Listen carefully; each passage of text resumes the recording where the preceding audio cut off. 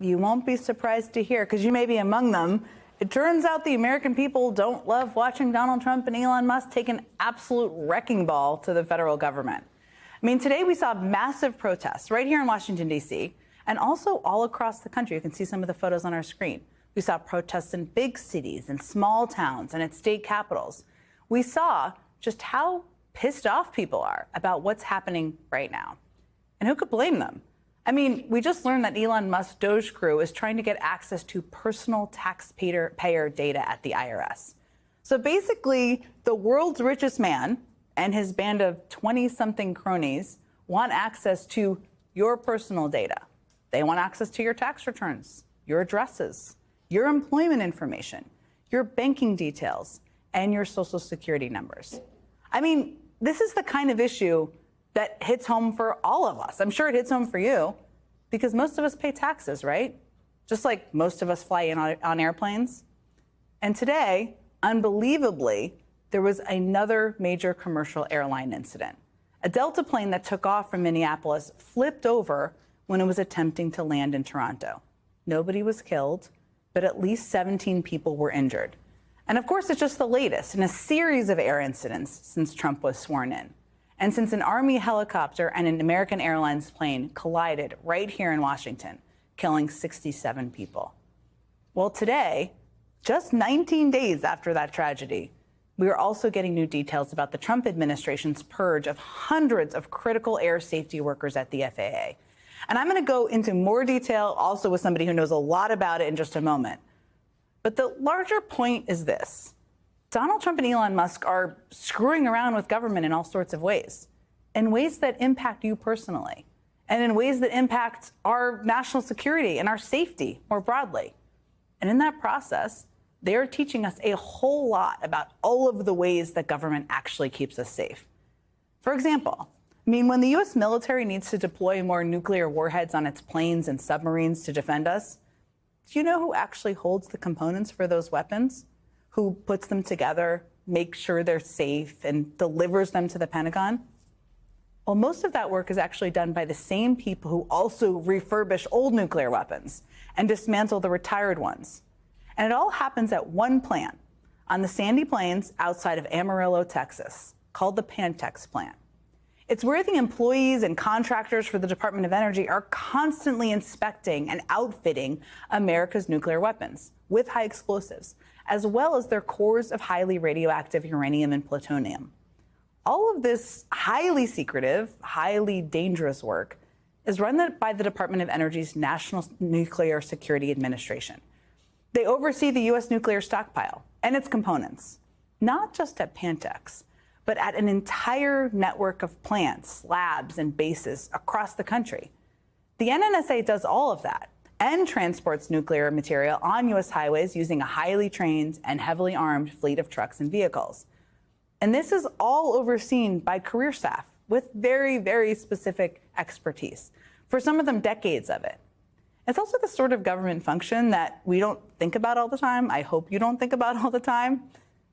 But it's always working in the background. It has to work because you can't mess around with the people who handle our nuclear weapons.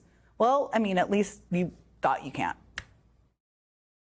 The latest bit of information coming in from the National Nuclear Security Agency, which is tasked with overseeing and building the nation's nuclear weapons stockpile. Their notices have gone out with termination for probationary employees effective immediately.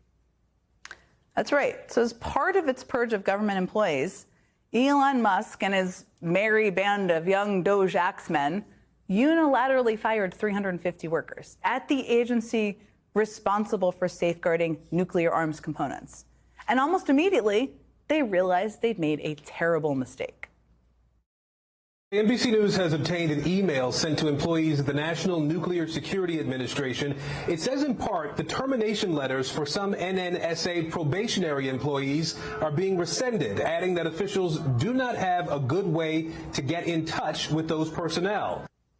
Do not have a good way to get in touch. Okay, that's right. Under Elon Musk's eye, the Trump White House fired a chunk of the NNSA workforce, and one of the hardest hit offices was the Pantex plant that I was just talking about, near Amarillo, Texas.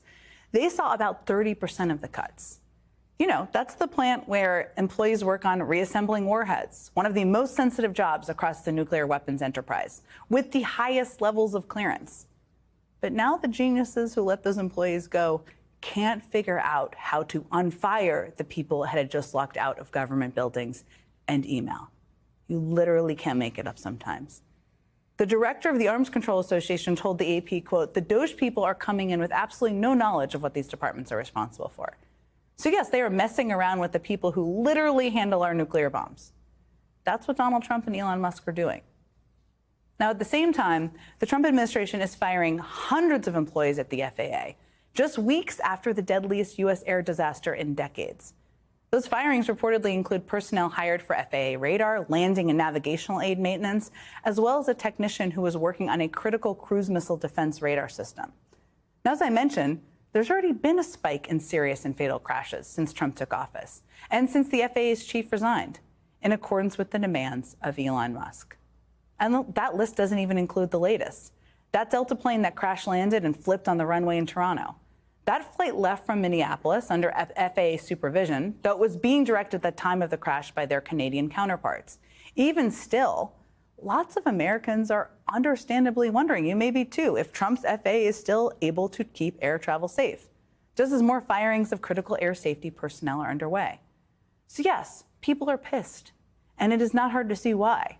And as we watch these protests play out across the country, we're also watching a metaphorical ticking time bomb in a country where we suddenly have to worry about the safety of our air travel and of our literal nuclear bombs.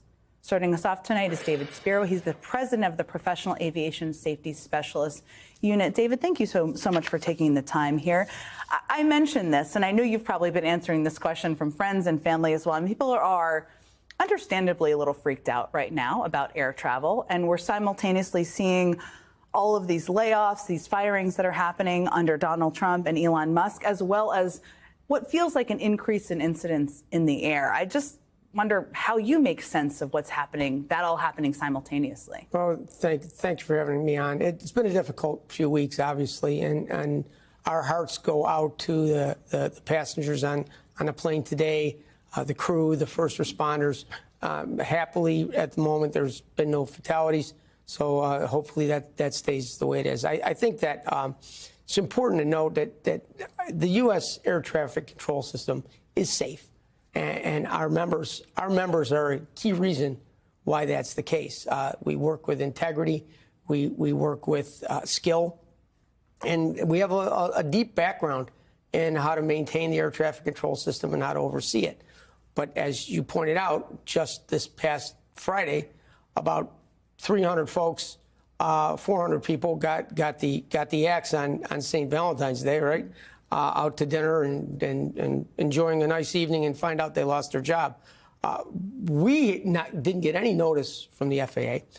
At this point right now, we don't know if it's 300, 400, or 1,000 because... So it could be, I just want to pause on that. It could be way more than the 350 that have been reported. It could be. They haven't told us who it is. And as far as we're concerned, the inspectors and the technicians, we have probationary inspectors and technicians that could possibly have gotten the axe, but we don't know that for certain. All that we're getting right now is our members reaching out to us and telling us, hey, I lost my job. And we're talking about people that support the entire air traffic control system by virtue of the support work that they do. So let me start out and talk about aeronautical information specialists. They are a skilled group of people that create charts, navigational processes, a performance-based navigation where aircraft can fly in a lot more efficiently. It takes a long time to develop those skills. There's at least 30 of them that are probationary employees in the FAA that we represent. And quite honestly, if they're gone, who's going to create that product? And the work that our aviation safety assistants do for our inspectors to make sure that they can actually go out and ramp airplanes and check on pilots and airworthiness of aircraft. They do all of that stuff because they have these support groups behind them. You mentioned some of the skills, and maybe those are the main ones for people to understand. But for people who are watching who aren't experts, for all of these layoffs, and it was already understaffed to begin with, what is the impact on airports and the ability to safely land planes? How should people understand that if these cuts continue? Well, if these cuts continue, I don't know how far into the bone you can go before you have to start looking at. Let's look at navigational aids or radars or automation systems that air traffic controllers use, communications that they use to get the airplanes up in the air and down to their destination and people there safely. If we don't have the right people with the right skill sets working in these locations, or if they're off doing something else because they don't have that support group anymore, then quite honestly, we're going to have delays.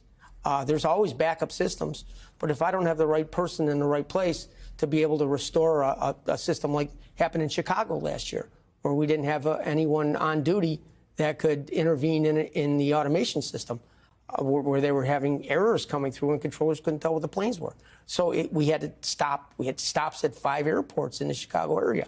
That sort of thing is because you don't have the right person in the right place. Now, if we're going to have to leave the work that we do and go off somewhere else to take care of work that someone else was doing for us to make sure that we can do our jobs, then that's going to make it even more difficult.